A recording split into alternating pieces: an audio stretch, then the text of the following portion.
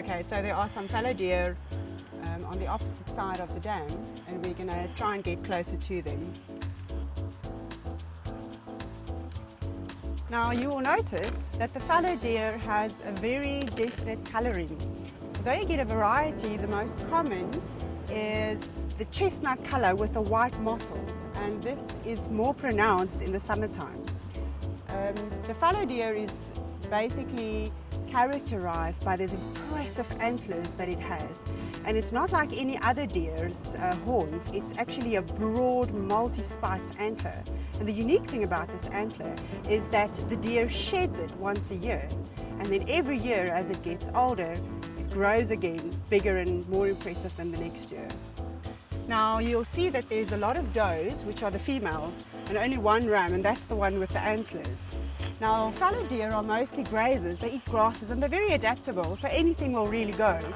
That is why they will increase in numbers quite dramatically. Fallow deer don't really have a lot of natural predators here on Jan farm, so the only way to keep their numbers down is by culling.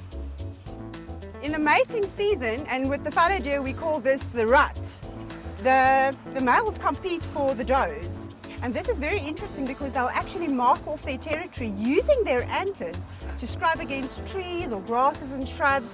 And when they try and take over each other's territories, that's when the vigorous fighting starts, which is really quite amazing to view.